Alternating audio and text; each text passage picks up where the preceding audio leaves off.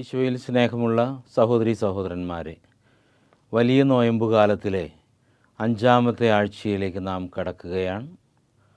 വിശുദ്ധ യോഹന്നാൻ്റെ സുവിശേഷം 12-ാം അധ്യായം 20 മുതൽ 33 വരെയുള്ള വാക്യങ്ങളാണ് നാം ഇന്ന് വിചിന്തനം ചെയ്യുക.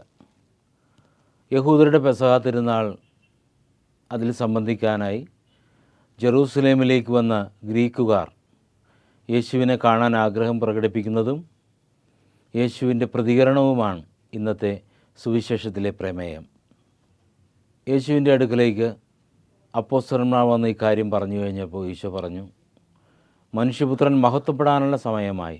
അതിനുശേഷം ചില കാര്യങ്ങൾ നമ്മൾ തറപ്പിച്ച് പറയുമ്പോൾ സത്യമായിട്ടും ഞാൻ പറയുന്ന ശൈലി, സത്യം സത്യമായി ഞാൻ നിങ്ങളോട് പറയുന്നു. 24-ാം വാക്യം പറയുന്നതിന് കർത്താവ് അതിൻ്റെ പ്രാധാന്യം പറയുന്നു. സത്യം സത്യമായി ഞാൻ നിങ്ങളോട് പറയുന്നു, ഗോതമ്പ് മണി നിലത്ത് വീണഴിയാതെ അതിന് ഫലം പുറപ്പെടുവിക്കുക സാധ്യമല്ല. നിലത്ത് വീണഴിഞ്ഞാലോ അത് ധാരാളം ഫലം പുറപ്പെടുവിക്കും. ഇന്നത്തെ പ്രധാനപ്പെട്ട ആശയം ഇതാണ്. ഞാനൊരു പുസ്തകത്തിൽ വായിച്ച മനോഹരമായിട്ടുള്ള ഒരു ചിന്ത ഓർക്കുകയാണ്. ഈ ലോകത്തിൽ ഓരോ വസ്തുവിനും വ്യക്തിക്കും ഒരു സ്ഥാനവും ദൗത്യവുമുണ്ട്. ഈ ലക്ഷ്യസാക്ഷാത്കാരത്തിലാണ് അവയുടെ അസ്തിത്വത്തിൻ്റെ തനിമ, സത്ത അടങ്ങിയിരിക്കുന്നത്. വിത്ത് അഴിയണം, വിശറി വീശണം, ചിലങ്ക ചലിക്കണം, വണ്ടി ഉരുളണം, മഷി പുരളണം, മണി മുഴങ്ങണം. പൊട്ടാത്ത പടക്കവും പുകയാത്ത സാമ്പ്രാണിയും പാടാത്ത പാട്ടും പൂശാത്ത ചായവും മഷി പുരളാത്ത കടലാസും പ്രസരിക്കാത്ത ഗന്ധവും പ്രചരിക്കാത്ത പ്രശസ്തിയും പ്രകടിപ്പിക്കാത്ത സ്നേഹവും നിരർത്ഥകമാണ്. പ്രവർത്തിച്ച് തേഞ്ഞുപോകലാണ് വെറുതെ ഇരുന്ന് തുരുമ്പ് പിടിക്കുന്നതിലും ഭേദം. ഞാൻ ആവർത്തിക്കുന്നു, ഈ ലോകത്തിലെ ഓരോ വ്യക്തിക്കും വസ്തുവിനും അതിൻ്റേതായ സ്ഥാനവും ദൗത്യവുമുണ്ട്. ഈ ലക്ഷ്യസാക്ഷാത്കാരത്തിലാണ് അവയുടെ അസ്തിത്വത്തിൻ്റെ തനിമ, സത്ത അടങ്ങിയിരിക്കുന്നത്. വിത്ത് അഴിയണം, വിശറി വീശണം, ചിലങ്ക ചലിക്കണം, വണ്ടി ഉരുളണം, മഷി പുരളണം, മണി മുഴങ്ങണം. പൊട്ടാത്ത പടക്കവും പുകയാത്ത സാമ്പ്രാണിയും പാടാത്ത പാട്ടും പൂശാത്ത ചായവും മഷി പുരളാത്ത കടലാസും പ്രസരിക്കാത്ത ഗന്ധവും പ്രചരിക്കാത്ത പ്രശസ്തിയും പ്രകടിപ്പിക്കാത്ത സ്നേഹവും നിരർത്ഥകമാണ്. പ്രവർത്തിച്ച് തേഞ്ഞുപോകലാണ് വെറുതെ ഇരുന്ന് തുരുമ്പ് പിടിക്കുന്നതിലും ഭേദം. അറപ്പുരയിലിരിക്കുന്ന ഗോതമ്പ് മണി, അതിന് കുറേ കാലത്തേക്കെങ്കിലും വളർച്ചയോ വിളർച്ചയോ ഇല്ല.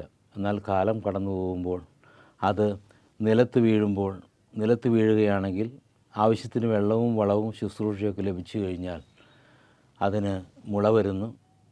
ദിവസങ്ങൾക്ക് ശേഷം ആ മുള വലുതായി ഒരു തൈച്ചെടിയായി മാറുന്നു. കുറേ ദിവസങ്ങൾ കഴിയുമ്പോൾ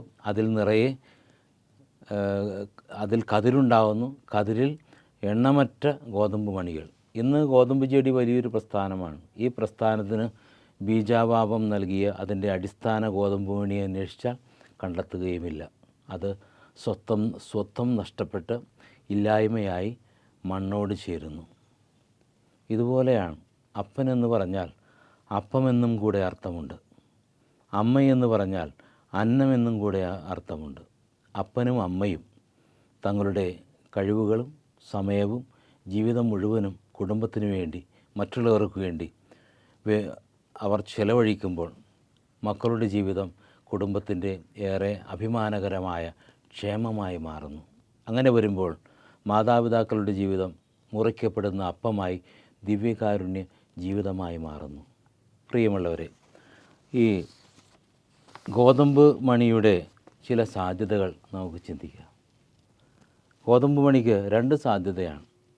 ഒന്നില്ലെങ്കിൽ അറപ്പുരയിലായിരിക്കുക, അറയിലായിരിക്കുക, മുറിയിലായിരിക്കുക. രണ്ടാമത്തേത് വലിച്ചെറിഞ്ഞ് ചെളിയിലേക്ക് എറിയപ്പെടുക. അറപ്പുരയിലായിരിക്കുക, അറയിലായിരിക്കുക, മുറിയിലായിരിക്കുക എന്ന് പറഞ്ഞാൽ വളരെ സേഫ് സോണാണ്. കാരണം കാലാവസ്ഥ ഭേദങ്ങൾ ബാധിക്കില്ല. മൂർച്ചയേറിയ മറ്റുള്ളവരുടെ വാക്കുകൾ കേൾക്കണമെന്നില്ല. ഏഷണി കേൾക്കണ്ട, പരദൂഷണം കേൾക്കണ്ട, ആരോപണങ്ങൾ കേൾക്കണ്ട, വിമർശനങ്ങൾ കേൾക്കണ്ട. തെറ്റുകളുണ്ടാകാൻ സാധ്യതയില്ല. കൂടാതെ പല കാര്യങ്ങളും ഭംഗിയായി നടക്കും. പക്ഷേ കർത്താവ് പറയുന്നത് മുറിയിലിരിക്കുക, അറയിലിരിക്കുക എന്നതല്ല ക്രിസ്തു ശിഷ്യൻ്റെ ജീവിതം. അവൻ ചെളിയിലേക്ക് വലിച്ചെറിയപ്പെടുക എന്നതാണ്. ഈ ഒരു അർത്ഥത്തിലാണ് പരിശുദ്ധ ഫ്രാൻസിസ് പാപ്പ താൻ മാർപ്പാപ്പയായി ഏറ്റെടുക്കുന്നതിന് മുമ്പുണ്ടായിരുന്ന 2.5 മിനിറ്റ് വരുന്ന കൊച്ചു പ്രസംഗത്തിൽ സൂചിപ്പിച്ചത്. ആർഭാടങ്ങളിൽ അമഴ്ന്നിരിക്കുന്ന ബംഗ്ലാവുകളിലെ ആർഭാടപൂർണമായ ഒരു സഭയെയല്ല ഞാൻ കാണുന്നത്. മറിച്ച് സഭ നിരത്തുകളിലേക്ക് ഇറങ്ങണം, തെരുവീതികളിലേക്ക് ഇറങ്ങണം, ചെളി പുരളണം, നാണം കെടുത്തപ്പെടണം. അങ്ങനെ ഒരു പുതുജീവനിലേക്ക്, പുതിയൊരു ജീവിതശൈലിയിലേക്ക് സഭ അതിൻ്റെ ഉറവിടത്തിലേക്ക് കടന്നു വരണം. ഇത്തരത്തിലുള്ളൊരു സഭയുടെ ദർശനമാണ് പരിശുദ്ധ പാപ്പ ലോകത്തോട് പങ്കുവച്ചത്.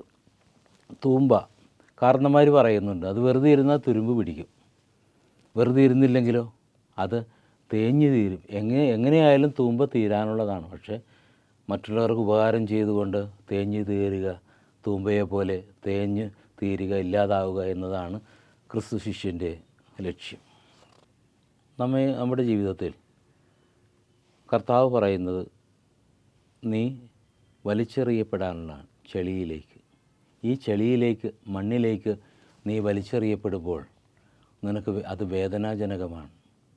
അതുകൊണ്ട് തന്നെ നീ അഴുകുക, അളിഞ്ഞ് ഇല്ലാതാവുക, ചീഞ്ഞളിഞ്ഞില്ലാതാവുകയല്ല, അഴുകുകയാണ് വേണ്ടത്. വെള്ളം കൂടിയാലും ചീഞ്ഞളിഞ്ഞില്ലാതെയാവും. വെയിൽ കൂടിക്കഴിഞ്ഞാൽ, ചൂട് കൂടിക്കഴിഞ്ഞാൽ പൊട്ടയായി മാറും. വളം കൂടിയാലും നിനക്ക് പ്രശ്നമാണ്. അപ്പോൾ ആവശ്യത്തിനുള്ളത് സ്വീകരിച്ച് ഭംഗിയായിട്ട് വളരുക എന്നതാണ് നിൻ്റെ ദൗത്യം. ഒരു ചെടി, ഒരു തൈച്ചെടി മണ്ണിൻ്റെ വിവിധ ഭാഗങ്ങളിലേക്ക് വേരുകൾ ചലിപ്പിച്ച് അവിടെ അടിസ്ഥാനം ശക്തമാക്കുന്നത് പോലെ ഒരു മനുഷ്യക്കുഞ്ഞ് ആദ്യം ദൈവത്തെയല്ല സ്നേഹിക്കുന്നത്, അവൻ്റെ മമ്മിയെ സ്നേഹിക്കുന്നു, അവൻ്റെ പപ്പയെ സ്നേഹിക്കുന്നു, അവൻ്റെ സഹോദരങ്ങളെ സ്നേഹിക്കുന്നു, അവൻ്റെ ബന്ധുമിത്രാദികളെ സ്നേഹിക്കുന്നു, അവൻ്റെ കൂട്ടുകാരെ സ്നേഹിക്കുന്നു. അങ്ങനെ